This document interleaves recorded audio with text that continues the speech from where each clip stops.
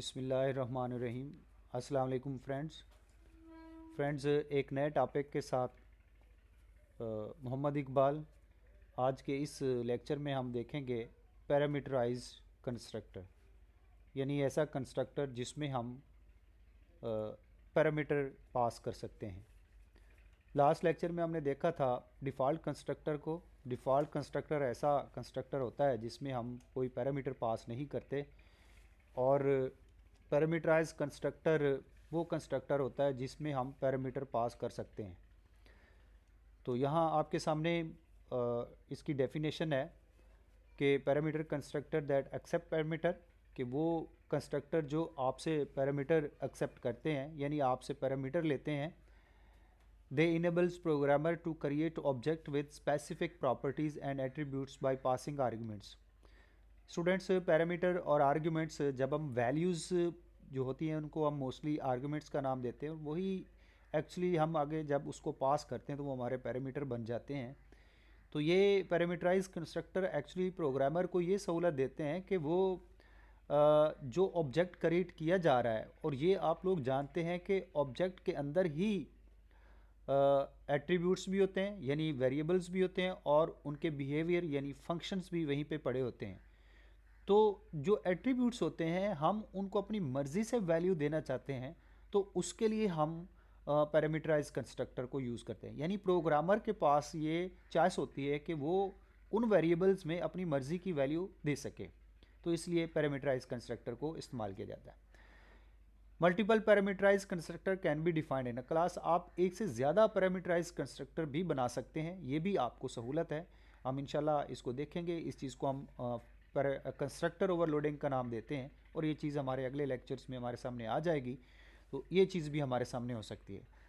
अब there is a minor difference between default constructor and parameterize constructor. क्या फ़र्क है, ज़रा इसको देखें तो कि the default constructor is a type of constructor which has no argument, कि डिफ़ॉल्ट कंस्ट्रक्टर में कोई आर्ग्यूमेंट नहीं होता, but object instantiation is perform there also. लेकिन हम जब डिफ़ॉल्ट कंस्ट्रक्टर बनता है तो उस वक्त हमारा ऑब्जेक्ट बनता है। इंस्टेंशिएट का मतलब होता है ऑब्जेक्ट क्रिएट होना, यानी ऑब्जेक्ट क्रिएट होगा तो आपका डिफ़ॉल्ट कंस्ट्रक्टर बनेगा। यानी डिफ़ॉल्ट कंस्ट्रक्टर जो है वो डिपेंड कर रहा है ऑब्जेक्ट की इंस्टेंशिएशन पर। तो यानी आपका ऑब्जेक्ट भी बन रहा है और डिफ़ॉल्ट कंस्ट्रक्टर भी बन रहा है। जबकि दूसरी तरफ देखें तो on the other hand, as the name suggests, parameterized constructor is a special type of constructor where an object is created. यानी जहाँ पे एक ऑब्जेक्ट भी क्रिएट होता है and further parameters are pass to the distance objects, और फिर हम ऑब्जेक्ट्स को वैल्यूज भी देते हैं, यानी पैरामीटर्स भी उसको पास करते हैं। और यहाँ पे डिस्टिंक्ट ऑब्जेक्ट का मतलब ये है, जैसे मैंने पहले कहा कि अगर हम एक से ज़्यादा पैरामीटराइज्ड कंस्ट्रक्टर बना रहे हैं तो फिर हर ऑब्जेक्ट के क्रिएट होने पर हम डिफरेंट वैल्यूज़ जो है उनको दे सकते हैं। तो ये चीज़ जो है वो हमारी इससे फ़र्क है। यानी डिफ़ॉल्ट कंस्ट्रक्टर में हम वैल्यू पास नहीं करते, ऑब्जेक्ट क्रिएट हो जाता है, जबकि पैरामीटराइज्ड कंस्ट्रक्टर में हमारा ऑब्जेक्ट भी क्रिएट होता है और साथ हम उसको वैल्यू भी पास करते हैं। यहाँ इसका सिंटैक्स देख लें, या सिर्फ एक छोटा सा ही इसमें फ़र्क है। लास्ट लेक्चर में भी हमने देखा था कि डिफ़ॉल्ट कंस्ट्रक्टर में जब हम कंस्ट्रक्टर क्रिएट कर रहे थे तो पैरेंथेसिस को खाली छोड़ा हुआ था, लेकिन यहाँ पे हम इंट z के नाम से यहाँ पे एक पैरामीटर यहाँ पे बता रहे हैं। यहाँ पे हमने एक बता दिया है कि हम आपको एक पैरामीटर देंगे। तो ये जो ऐसा कंस्ट्रक्टर होगा जिसमें हम आप एक पैरामीटर पास करते हैं, तो उसको हम पैरामीटराइज कंस्ट्रक्टर का नाम देते हैं। जी स्टूडेंट, आइए ज़रा हम इसी चीज़ को प्रैक्टिकली करके देखते हैं कि लास्ट लेक्चर में भी हमने एक डिफ़ॉल्ट कंस्ट्रक्टर बनाया था और यही वही प्रोग्राम आपके सामने है। तो इसमें हमने देखा था कि एक वेरिएबल हमने इंटीजर टाइप का बनाया और एक कंस्ट्रक्टर हमने क्रिएट किया, और उसमें हमने उस वेरिएबल को वैल्यू साइन की और साथ हमने उसकी वैल्यू डिस्प्ले करवा ली। तो ये हमारा है डिफ़ॉल्ट कंस्ट्रक्टर, क्योंकि यहाँ पे हमसे ये कोई वैल्यू नहीं ले रहा। लेकिन जब हम बात करते हैं पैरामीटराइज कंस्ट्रक्टर की, तो फिर हमें वहाँ पे उसको कोई वैल्यू असाइन करनी होती है। लाइक जैसे हमारे पास एक यहाँ पे हम इंटीजर z के नाम से एक वेरिएबल बना लेते हैं, और ये यहाँ पे हमने बता दिया है कि ये हमसे एक पैरामीटर लेगा, यानी हमसे वैल्यू रिक्वायर्ड करेगा। तो ये जो वैल्यू इस z के पास आएगी, ये हम आगे असाइन कर देंगे इस a के वेरिएबल को, और ये यहाँ पे यही काम करने के लिए हम ये पैरामीटराइज कंस्ट्रक्टर को बनाते हैं। यानी ऐसा कंस्ट्रक्टर जिसके अंदर आप कोई पैरामीटर पास कर रहे हो, तो वो कंस्ट्रक्टर आपका पैरामीटराइज कंस्ट्रक्टर कहलाता है। और इसको बनाने का मकसद ये होता है कि जो इसके पास वैल्यू आएगी वो आगे फर्दर जो क्लास के वेरिएबल्स होंगे उसके अंदर उनको स्टोर कर देगी। तो यही चीज़ है। अब यहाँ जो हमें, अगर हम मेन फंक्शन में चलते हैं, तो जब हमने इस क्लास का ऑब्जेक्ट क्रिएट किया है तो फिर यहाँ पे हमें इसको वो वैल्यू प्रोवाइड करनी है जो हम इसको पैरामीटराइज करना चाहते हैं।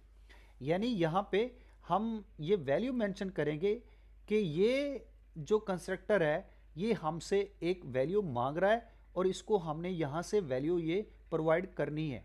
तो लिहाजा यहाँ पे जब आप ऑब्जेक्ट क्रिएट करेंगे तो साथ पैरेंथेसिस में आप इसको मेंशन कर देंगे कि ये ऑब्जेक्ट हमसे वैल्यू मांगेगा। तो ये पैरामीटर हमसे कंस्ट्रक्टर हमसे वैल्यू मांगेगा, तो ये वैल्यू इस कंस्ट्रक्टर के पास चली जाएगी। आइए ज़रा इसको सेव करते हैं और इसको कंपाइल करते हैं और देखते हैं कि ये हमें कोई एरर देता है या नहीं देता। तो ये आपके सामने है, ये हमें कोई एरर नहीं दे रहा। इसका मतलब है कि ये हमारा प्रोग्राम बिल्कुल ठीक है। और अब हम इसको रन करते हैं तो ये आप देख सकते हैं कि ये हमारे सामने वैल्यूज़ ये शो कर रहा है जो हमने इसको वैल्यू असाइन की थी, यानी a इज़ इक्वल टू 50। तो यहाँ से हमने 50 पैरामीटराइज की, ये गई यहाँ पे इस z के पास और z ने आगे उसको असाइन कर दिया a को। तो a तक जो है वो यहाँ जो हमारे पास a वेरिएबल है इसके पास 50 पहुँची। और फिर हमने कहा कि हमें a की वैल्यू चाहिए, सी आउट के ज़रिए से हमने एक मैसेज भी लिया a इज़ इक्वल टू।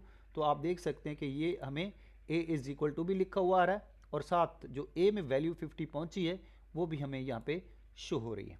तो फ्रेंड्स, इस तरीके से आप इन चीज़ों को कर सकते हैं, यानी आप किसी कंस्ट्रक्टर को पैरामीटराइज भी कर सकते हैं और उसको आप इस तरीके से देख सकते हैं। आइए ज़रा ये भी देखते हैं कि क्या हम अपने किसी कंस्ट्रक्टर को मल्टीपल वैल्यूज़ भी पास कर सकते हैं, मतलब एक से ज़्यादा हम उनको कोई पैरामीटर पास कर सकते हैं। तो लिहाजा यहाँ पे हम इस चीज़ को भी देख लेते हैं। तो यहाँ पे हम इसको डबल वैल्यू देंगे।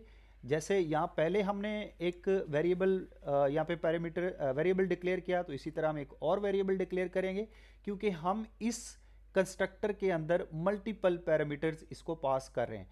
तो जब हम ऑब्जेक्ट क्रिएट करेंगे तो फिर वहाँ पे भी हम इसको मल्टीपल वैल्यूज़ ही देंगे।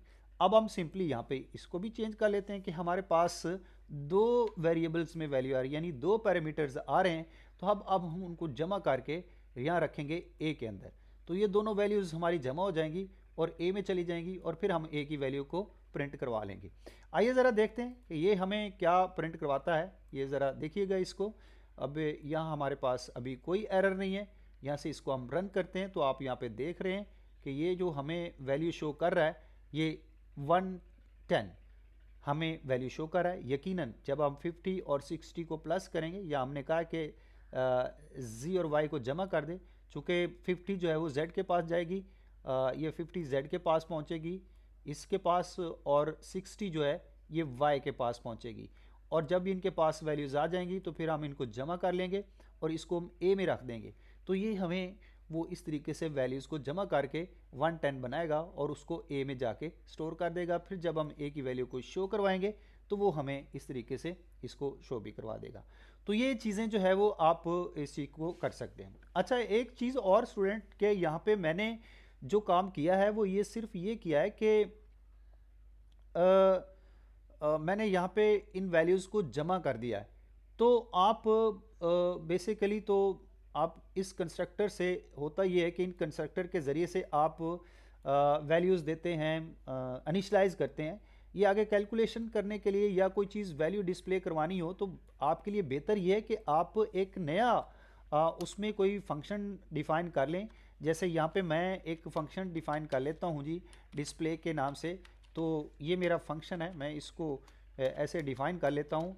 तो बेहतर ये होता है कि आप इस तरीके से इसको ऑर्गेनाइज़ करें यानी आप जो भी काम कर रहे हैं तो वो आप किसी फंक्शन के अंदर जाके करें।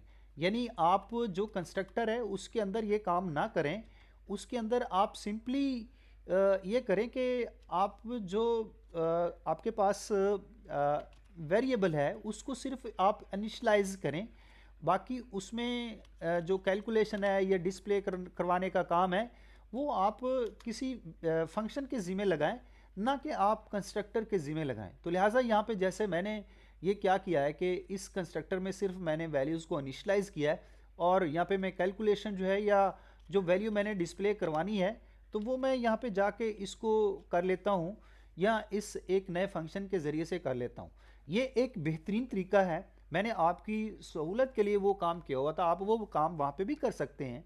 लेकिन बेहतर ये होता है कि आपने अगर कोई कैलकुलेशन करनी है या कोई डिस्प्ले का काम है तो वो आप उसके लिए कोई फंक्शन बनाएं और उसको कॉल करें। तो लिहाजा अब यहाँ पे चूंकि हमने ऊपर एक फंक्शन बना लिया है तो लिहाजा हमें यहाँ पे फिर उस फंक्शन को कॉल भी करना पड़ेगा।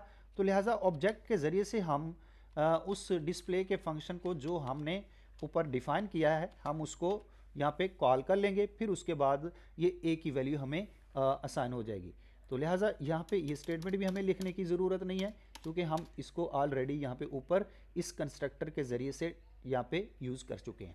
तो लिहाजा जो मैं चीज़ समझाना चाह रहा था कि आप जो कंस्ट्रक्टर होता है उसमें सिर्फ आप जो क्लास के वेरिएबल्स होते हैं उनको आप सिर्फ इनिशियलाइज करें, यानी उनको आप वैल्यूज़ दें या वैल्यूज़ असाइन करें, इनिशियलाइज करें या वैल्यू असाइन करें पैरामीटर के ज़रिए से। और अगर आपने कोई डिस्प्ले का काम करना है या कैलकुलेशन का काम करना है तो आप वो कंस्ट्रक्टर से ना करवाएं, बेहतर है आप उसके लिए कोई फंक्शन बना लें और उसके अंदर जाके आप ये काम करें। तो लिहाजा ये एक उसका बेहतरीन तरीका होता है। तो इस तरीके से आप जो है ये काम इसको आपको करना चाहिए। जी स्टूडेंट, इसमें कोई एरर नहीं है, ये आपके सामने मैसेज आ रहा है। अब हम इसको कंपाइल करेंगे तो ये हमारे सामने आपको ये शो कर रहा है कि a इज़ इक्वल टू 50। यानी आप जब इनिशलाइजेशन करना है तो उसके लिए कंस्ट्रक्टर को इस्तेमाल करें, और जब आपने वैल्यू डिस्प्ले करवानी या कोई कैलकुलेशन या कोई और काम है तो उसके लिए आप बेहतर है कि आप फंक्शन बना लें और उसको फिर आप जाके कॉल करें। आज के लिए इतना ही। खुश रहिए, अपना ख्याल रखें। अल्लाह हाफिज़।